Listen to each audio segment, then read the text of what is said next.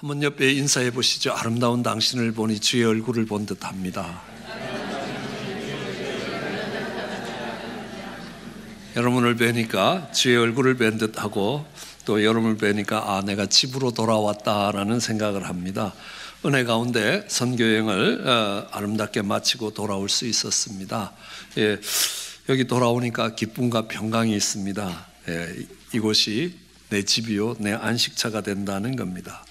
저는 북경에서 그리고 상해에서 그리고 한국에서 여러 번 하나님의 말씀을 전할 기회가 있었습니다. 근데 이번에는 말씀을 전할 때마다 오늘 본문을 가지고 말씀을 전하게 되었습니다. 말씀을 전했던 교회와 선교단체의 공통적인 특징이 있었습니다. 그 교회와 그 선교단체는 그 지역과 그 시대를 책임져 갈 수 있는 교회요 선교단체라는 생각이 들었습니다. 그들에게 용기와 도전을 주고 싶어서 오늘 본문의 말씀을 선택했습니다. 그 말씀을 전하면서 마음의 소원이 하나 생겼습니다. 내가 교회로 돌아가면 이 본문의 말씀을 가지고 다시 한번 똑같이 전해야 되겠다라는 소원이 생겼습니다. 왜냐하면 저희 교회도 아름다운 교회고 또 살아있는 교회고 이 지역과 이 시대에 책임을 지는 교회가 이 시대를 이끌어가는 교회가 되기를 소원하는 마음에서입니다. 이 갑절의 영감을 달라는 이 기도는 저에게는 특별한 의미를 갖고 있습니다. 약 한 12년 전에 저희 교회에 부흥회가 있었습니다. 그때 강사로 오신 분이 부산 수영로 교회의 정필도 목사님이셨습니다. 근데 목사님이 집회를 인도해 가시는데 아주 특이한 것이 한 가지 있었습니다. 목사님이 시작할 때 이렇게 기도를 하시더라고요. 목사님이 하신 기도의 내용은 이렇습니다. 성도님들이 이 말씀을 듣는 동안에 직접 하나님의 음성을 듣는 기회가 되게 해달라는 기도였습니다. 그리고 우리 성도님들이 이 말씀을 듣는 동안에 정말 기도의 응답이 되고 문제의 해결이 되게 해달라는 기도였습니다. 그리고 이 말씀을 들음으로 인하여 이 말씀을 통해서 질병이 떠나가고 정말 연약함이 회복되게 해달라는 기도였습니다. 그런데 설교 말씀이 끝날 때 똑같은 기도를 하시는 겁니다. 축도를 하실 때 똑같은 기도를 하십니다. 저희 교회 오셔서 7번 말씀을 전하는데 21번의 기도가 똑같았습니다. 그래서 목사님께 여쭤봤습니다. 목사님 어째 똑같은 내용으로 똑같이 기도를 하십니까? 그러니까 그 목사님이 이렇게 대답해 주셨습니다. 내가 다른 말로 화려하고 장황한 말로 기도한들 듣는 성도들에게 어떤 영향을 미치겠는가? 아무 영향을 미치지 못할 것이다. 사람이 변화되는 것은 새로운 것을 듣고 새로운 것에 감동됨이 아니라 단순 집중 반복에 의해서 반복된다는 것입니다. 사실 그렇습니다. 왜냐하면 저희 교회를 통해서 많은 강사님들이 지나갔습니다. 그런데 그분들이 어떤 내용으로 기도했는지 제게 기억이 되는 기도가 하나도 없습니다. 12년 전에 했는데 그 목사님이 했던 기도는 그 내용 그대로 기억이 되는 겁니다. 아직까지도 정말 귓가에 그 목사님의 음성과 같이 남아 있습니다. 왜요? 반복됐기 때문에. 많은 기도도 아니었습니다. 딱 3가지 기도였습니다. 그래서 저도 우리 성도님들에게 기도를 부탁할 때 딱 3가지만 하자. 아니 딱 1가지만 하자. 그게 뭐냐 하면 갑절의 영감을 달라고 기도 부탁을 했습니다. 갑절의 영감이 왔는지 안 왔는지 어떻게 알 수 있느냐? 얼굴만 봐도 은혜가 되고 목소리만 들어도 은혜가 되면 하나님이 제게 갑절의 영감을 주신 겁니다. 또 갑절의 영감을 주시면 밖으로는 하나님께서 지경을 넓혀 주실 것이다. 그래서 정말 기도 제목은 3개지만 갑절의 영감을 주시고 얼굴만 보고 목소리만 들어도 은혜가 되게 하시고 지경을 넓혀 주시길 기도하지만 그 내용을 축약하면 갑절의 영감을 달라는 하나의 기도로 축약됩니다. 그렇게 했더니만 집사님들이 그렇게 기도를 하시면서 어떤 때는요 엘리사의 영감에 7배를 더해달라는 겁니다. 엘리야의 영감의 갑절이 엘리사에게 왔습니다. 그 엘리사의 영감에 7배를 더하면 아마 엘리야의 영감의 14배가 된다고 생각을 하시나 봅니다. 그래서 그렇게 축복하며 기쁜 마음으로 기도하는데 듣는 저는 그렇지 않습니다. 기도가 끝나고 나면 꼭 이런 말을 합니다. 집사님, 남의 인생이라고 그렇게 함부로 기도하는 거 아닙니다. 왜냐하면요, 이 갑절의 영감을 구했을 때에 그의 스승되었던 엘리야가 한 말이 네가 어려운 일을 구한다라는 겁니다.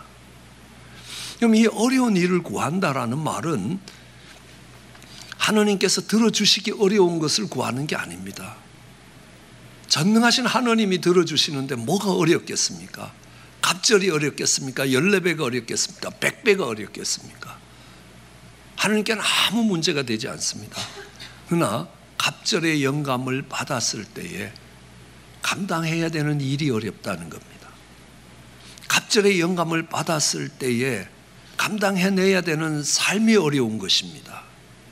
그것이 어렵다고 이야기합니다.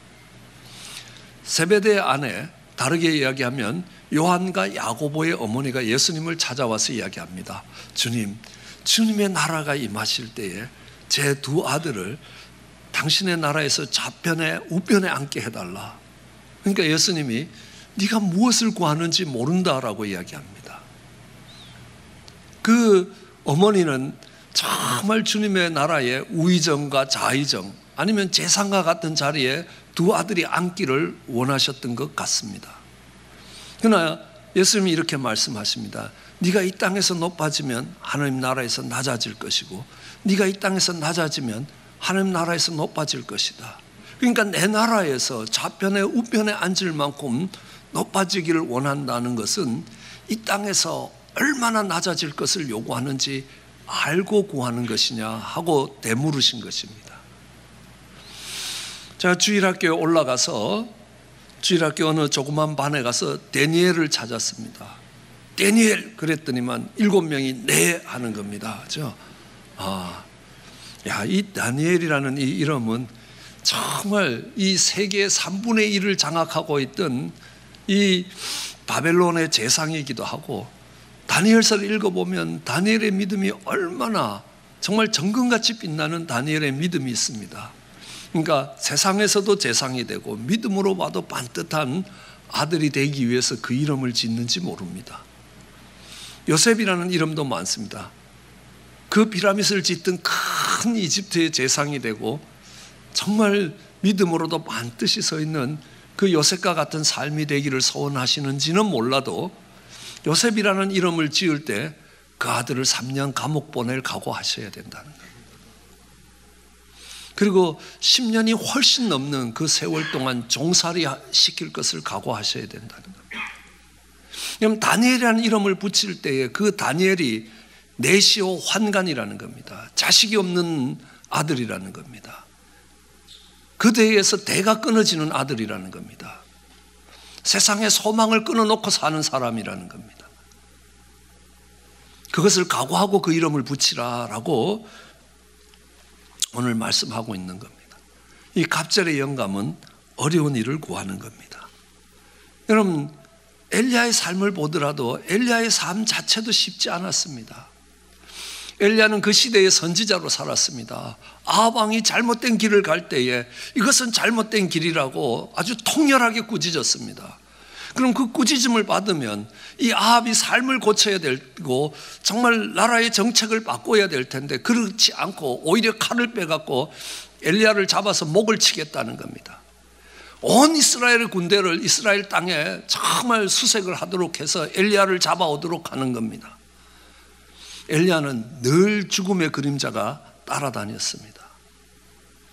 도망 다니다가 그리 시냇가에서 까마귀가 물어다 주는 것을 먹고 살아야 되는 겁니다. 또 흉년이 들자 정말 밀가루 한 움큼밖에 없는 과부의 집에 가서 얻어먹고 살아야 합니다. 그리고 엘리야는 어느 날 로뎀나무 밑에 가서 이렇게 기도합니다. 하나님을 믿고 하나님을 섬기고 하나님을 따라가는 하나님의 종이 나밖에 안 남았습니다. 이 말은 무슨 말입니까? 내가 가르치고 내가 키웠던 제자들도 다 떠나갔습니다. 나와 함께 하나님의 일을 하겠다고 동역하던 친구들도 다 떠나갔다는 겁니다. 나 혼자밖에 안 남았다는 겁니다.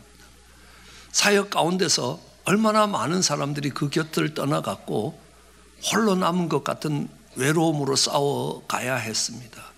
이것이 엘리야의 삶입니다. 그런데 그것에 갑절을 구한다고요? 무척 어려운 것을 구하는 겁니다. 그때에 스승 엘리야가 이야기합니다.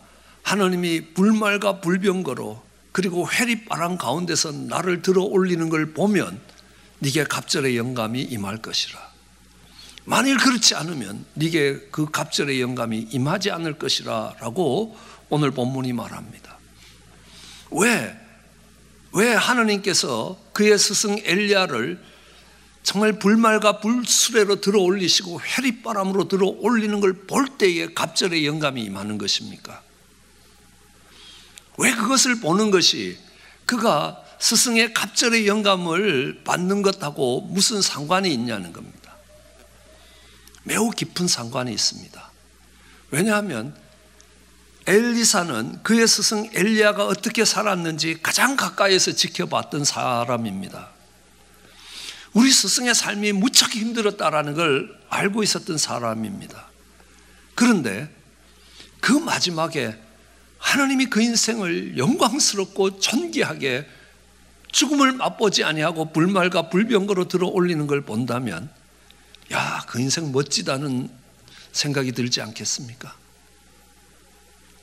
여러분, 모세를 봐도 그렇습니다. 히브리서 11장 24절로 26절에 믿음으로 모세는 장성하여 바로의 공주의 아들이라 칭함을 거절하고 도리어 하나님의 백성과 함께 고난받기를 잠시 제약의 낙을 누리는 것보다 더 좋아하고 그리스도를 위하여 받는 능욕을, 수치와 모욕을, 요거도 먹는 일들을 애굽의 모든 보화보다도 더 큰 재물로 더 가치 있게 여겼으니 이는 하나님이 주시는 상을 바라봄이라. 하나님이 그 마지막에 어떤 존귀함으로 그를 대해 주시고 어떻게 상 주실 것인가 라는 것들이 보이기 시작하면 내가 바로의 공주의 아들의 자리를 거절할 수 있습니다. 이때 바로의 공주는 헤셉수트라는 공주였습니다. 이집트의 모든 권력을 두 손에 쥐고 있었던 여자였습니다. 마치 중국의 측천무후처럼 전 중국 땅을 호령하던 여자와 같은 위치에 있었습니다. 그러기에 그가 입양했던 모세는 당연히 이집트의 왕이 되게 돼 있었습니다. 그 자리를 거절하고 자기 백성들과 함께 고난받는 어려운 길을 선택합니다.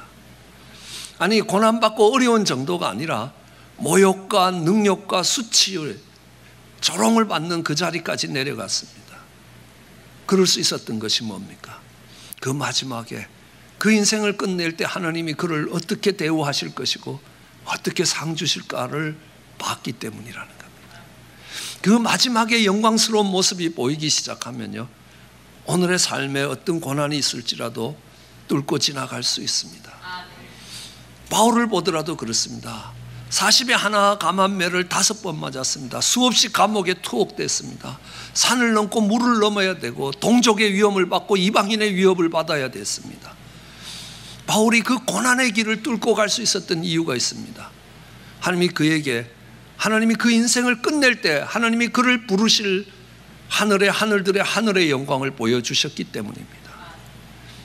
그러기에 넉넉히 그 어려운 길을 뚫고 갈 수 있었습니다. 저는 성경 속에서 제일 중요한 책이 어떤 책이냐라고 물으면 주저하지 않고 요한계시록이라고 이야기할 수 있습니다. 왜냐고요? 히브리 사람들은 가장 중요한 책을 가장 뒤에 두게 되어 있습니다. 문학적 특징뿐만 아니라 계시록이 갖고 있는 의미입니다. 계시록은 우리에게 무엇을 가르치고 있습니까? 마지막 때에 우리의 주 되신 예수 그리스도가 영광스럽게 승리하실 것이고 우리를 들어 올리실 것이라는 겁니다. 그 마지막 때의 영광스러운 모습이 보인다면 오늘 내 눈앞에 어려운 길을 걸어갈 수 있습니다. 부활의 영광이 보일 때만 십자가의 길을 걸어갈 수 있습니다. 그러기에 그 마지막 때에 그 고난의 길을 걸었던 그 스승을 하나님께서 어떤 영광스러운 모습으로 취하시는가를 네가 보게 된다면 너도 이 길을 걸어갈 수 있다. 만일에 그게 보이지 않는다면, 그 마지막 때에 그 인생을 존귀하게 들어 올리는 그 모습이 보이지 않는다면 오늘 고생하는 그 길 선택할 수 없다라는 의미입니다. 그런데 우리가 하나 생각해 볼 점이 있습니다. 오늘 그의 스승 엘리야를 불말과 불병거로 회리바람으로 들어 올리는 걸 본 사람은 엘리사 한 사람이 아닙니다. 많은 사람들이 함께 봤습니다. 오늘 여리고에서만 봐도 50인의 선지자의 제자들이 그 모습을 목도하고 있었습니다. 그런데 갑절의 영감이 임한 사람은 엘리야 한 사람, 엘리사 한 사람뿐이었습니다. 엘리야의 그 마지막 모습이 영광스럽다는 것을 본 사람이 적어도 50명이 넘는데 갑절의 영감이 임한 사람은 엘리사 한 사람입니다. 왜 그렇습니까? 이 엘리사가 그의 스승 엘리야를 끝까지 쫓아다녔기 때문입니다. 하나님이 나를 길갈로 보낸다는 겁니다. 넌 여기 있으라. 그러니까요, 그 제자 엘리사가 하나님의 살아계심과 당신의 혼의 사심을 걸고 내가 맹세하건대 내가 간다, 따라간다는 겁니다. 그래서 길갈에 왔습니다. 하나님이 날 베델로 보내니까 너는 이 길갈에 남아있으라. 아닙니다. 하나님의 살아계심과 당신의 혼의 사심을 걸고 내가 베델까지 따라갈 거라는 겁니다. 베델에 가서 하나님이 나를 또 저 여리고로 보내신다. 내가 하나님의 살아계신가 당신의 혼의 사심을 걸고 맹세하건대 내가 여리고까지 따라갈 거라. 그래서 요단까지 따라온 겁니다. 요단까지 따라온 겁니다. 끝까지 따라왔습니다. 엘리야 옆에서 끝까지 붙어서 따라왔습니다. 그러자 엘리야의 갑절의 영감이 그에게 임한 겁니다. 끝까지 따라 붙어야 되겠구나. 정말 내가 저분의 삶과 저분의 신앙을 정말 담고 싶다라고 하면 가까이서 끝까지 따라가야 되는 겁니다. 저는 목회를 시작할 때 어떤 특별한 영감을 갖고 사역하는 어느 전도사님을 뵀습니다. 전도사님과 같은 영감을 어떻게 받을 수 있느냐고 물었습니다. 그랬더니만 나를 따라와 이렇게 이야기하시는 겁니다. 내가 가진 이 정말 은사를 사모하면서 나를 따라오라는 겁니다. 그러면서 그때 이야기합니다. 그러면 그 영이 흐를 거야. 그 영이 흐른다. 암만 성경을 봐도 영이 흐른다는 말이 없는 겁니다. 그런데 그 정도의 깊은 영성을 갖고 있는 그 종이 하는 말이 무슨 뜻인가 곰곰이 생각해 봤습니다. 그리고 깨달았습니다. 바로 그거구나. 가까이서 따라 붙어야 되는구나.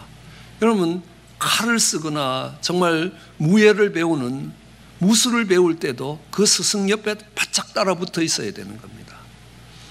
물 떠오라고 청소하라고 빨래하라고 오만 구박을 받으면서도 그 옆에 붙어 있으면 그 스승의 무예의 자리에 도달할 수 있게 되는 겁니다. 이것을 곰곰이 생각하는 동안에 하나를 깨달은 게 있습니다. 성경, 이런 원리 때문에 가까이 있으면 되는구나. 그럼 전기를 보더라도 그렇습니다. 강한 전기가 흘러갑니다. 그 옆에 가까이 붙어 있으면 직접 다 있지 않아도 전기가 흐른다는 거 아십니까? 좀 유식한 말로 전자기 유도 법칙이라고 이야기합니다. 그럼 이쪽 코일에 강한 전기가 흘러가면 그 코일 가까이 붙으면 옆에 있는 코일에도 전기가 흐르기 시작합니다. 그래서 앞에 있는 코일을 100번 감았는데 옆에 있는 코일을 200번 감으면 이쪽에 100볼트 전기가 흐르면 이쪽엔 200볼트 전기가 흐르는 겁니다. 우리는 100볼트 기계를 200볼트에 꼽을 때에 그런 변압기적인 이 전기의 압력을 바꾸는 그런 장치가 없으면 기계가 다 타버릴 겁니다. 아니면 기계가 작동되지 않을 겁니다. 이 전압을 바꿀 수 있다는 것은 두 개가 붙어 있지 않다는 겁니다. 단지 두 개가 가까이 있다는 겁니다. 그런데 한쪽에 말아놓은 숫자가 한쪽보다 배가 됐다는 겁니다. 아, 이런 거구나. 가까이 붙어 있으면 같은 전기가 흐르는구나. 그것도 갑절로 감아 놓으면 2배가 높은 전압이 흘러가는구나. 100볼트의 전기가 200볼트의 전기로 바뀌는 것이구나. 우리가 예수님을 닮으려면 예수님 가까이 있어야 되는 겁니다. 예수님과 많은 시간을 보내는 겁니다. 예수님이 하신 말씀을 그대로 닮아가는 겁니다. 그대로 흉내내 보는 겁니다. 오늘 제자 엘리사가 엘리야의 모습을 봤습니다. 근데요, 겉옷을 탁 벗더니만 겉옷을 이렇게 흔드니까 요단강이 쫙 갈라졌습니다. 제자로서 얼마나 놀랐겠습니까? 그죠? 야, 대단하신 우리 선생님입니다. 스승입니다. 근데요, 하나님께서 그 스승을 불말과 불명거로 취하고 이제 요단을 건너가야 합니다. 수영을 하고 건널 겁니까? 그의 손에 그 스승의 겉옷이 잡혀 있습니다. 스승이 했던 것처럼 똑같이 흉내를 내기 시작하는 겁니다. 그러니까 요단강이 갈라지더라는 거예요. 우리 붕에 오셨던 정필도 목사님이 이렇게 말씀합니다. 나는 정말 설교를 잘하는 분들의 설교를 2만 개 들었다고 이야기합니다. 한번 생각해 보십시오. 2만 개면 얼마나 많은 숫자인지요. 처음에 목회를 시작할 때 어떻게 해야 될지 도무지 모르고 장례가 생겼는데 장례를 어떻게 집례하는지 몰랐다는 겁니다. 그래서 김창인 목사님이 장례 집례하는 거를 녹음을 해갖고 와서 토시도 하나 안 틀리고 그대로 했다는 겁니다. 그러니까 장례식에 참석한 모든 분들이 아니 젊은 목사가 어떻게 그렇게 장례를 은혜롭게 인도할 수 있냐고 감탄을 하시더라는 겁니다. 자기는 달리 한 게 아니었다는 겁니다. 본인이 존경했던 목사님이 했던 거 토시도 하나 안 틀리고 그대로 따라한 것뿐이라는 겁니다. 그렇기 때문에 그 영감이 함께 흘러가고 있었다. 주님의 모습을 닮을 때도 똑같은 겁니다. 세상에서 열심히 놀다가 주일날 와서 내가 주님을 닮아야 되겠다. 절대로 닮을 수 없습니다. 끝까지 주님이 가시는 곳에 가는 겁니다. 주님이 무릎 꿇은 곳에 같이 무릎 꿇고 주님이 가시는 곳에 같이 가고 이러다 보면 어느 사이에 주님을 닮은 사람이 되어 간다는 사실입니다. 특별히 다른 제자들과 달리 엘리사가 그의 스승 엘리야를 끝까지 쫓아갈 수 있었던 이유가 있습니다. 그건 뭐냐면 하나님께서 그 스승 엘리야를 취할 때 그 엘리사가 울부짖었던 말을 통해서 알 수 있습니다. 하나님께서 그 스승 엘리야를 데려갈 때 엘리사는 내 아버지여 내 아버지여 이스라엘의 마병이여 이스라엘의 병거여 라고 소리치고 있습니다. 이 말은 뭐냐 하면 정말 내가 스승으로 따라간 정도가 아니라 아버지처럼 섬겼다는 겁니다. 그 뒷말 이스라엘의 마병이여 이스라엘의 병거여 하는 말은 이 이스라엘을 지킨 것이 이스라엘의 군대가 아니라는 겁니다. 이스라엘의 군사적인 힘이 이 이스라엘을 지켜낸 것이 아니라 바로 그의 스승 엘리야의 기도가 이 나라를 지켰고 이 민족을 지키고 있었다는 사실을 보고 있었습니다. 그것을 볼 수 있는 눈이 열려 있었던 사람이 엘리사였습니다. 엘리야와 엘리사가 살았던 시대는 악한 시대였습니다. 아합이라는 왕이 다스렸던 시대입니다.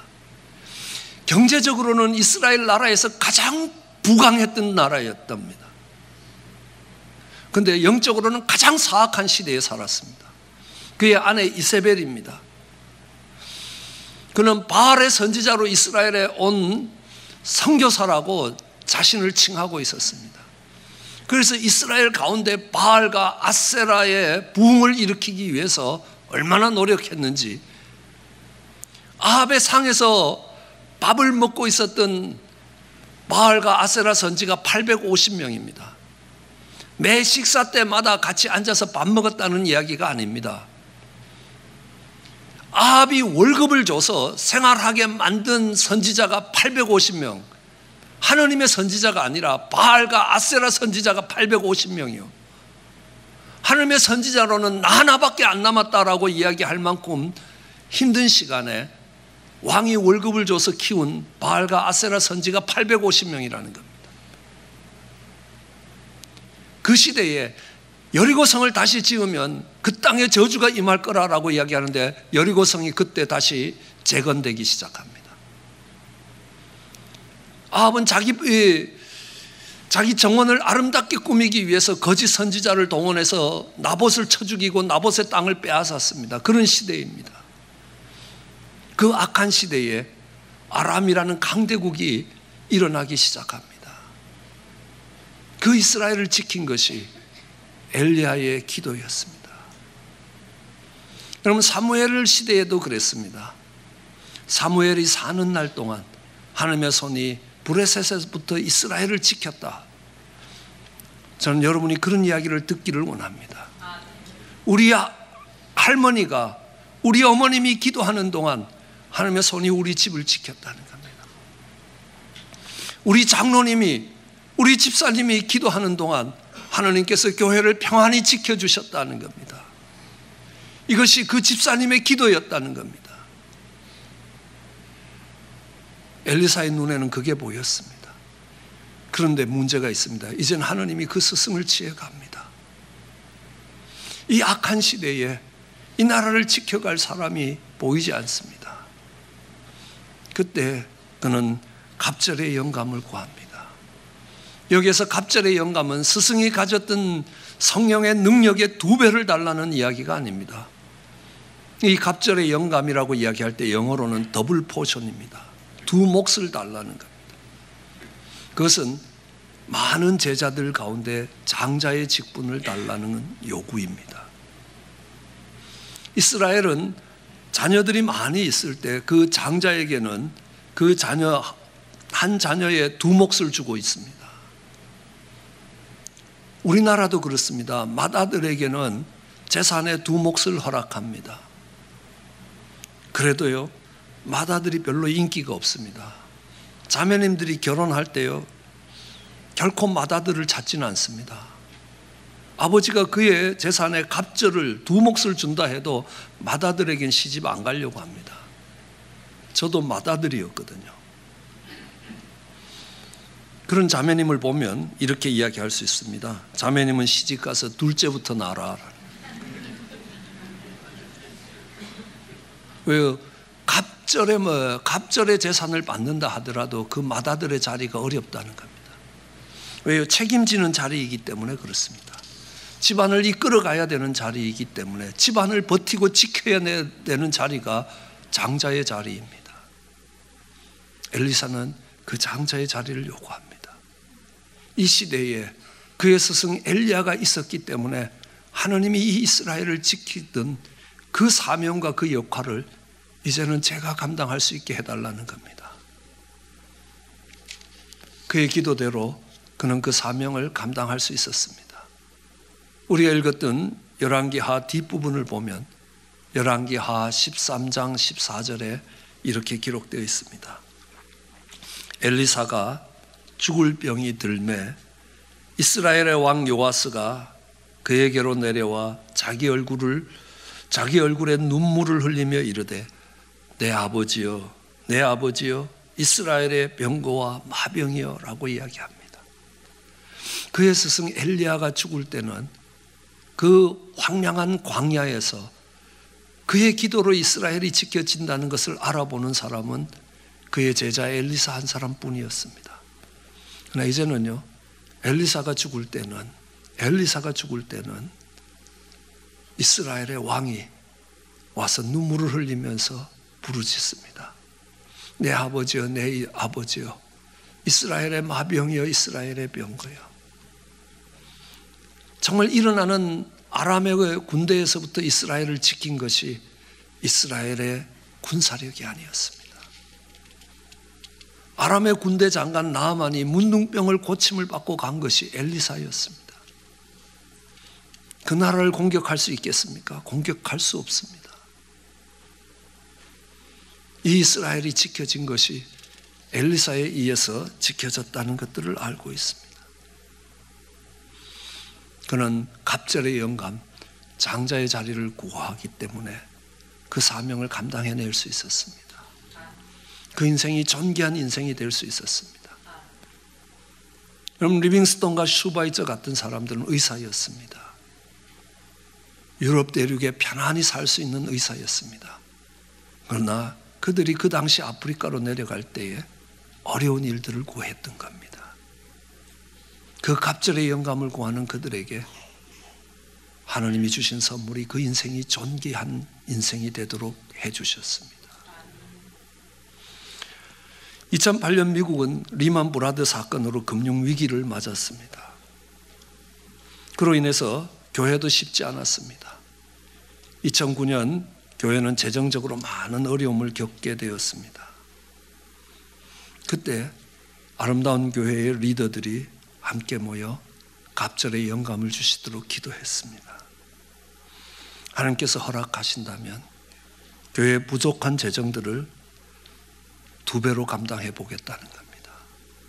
2배의 책임을 지겠다는 겁니다. 사도 바울도 고백합니다. 나의 나된 것이 하나님의 은혜라면 내가 다른 사도들보다 더 많이 수고하는 것이 하나님의 은혜라.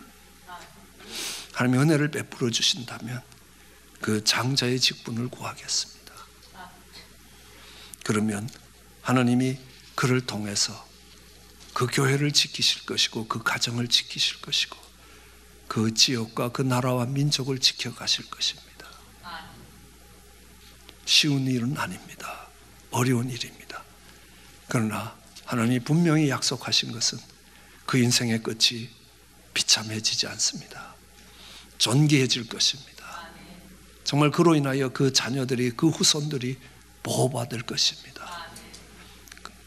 그들이 섬기는 교회와 그 민족이 평안해질 수 있습니다.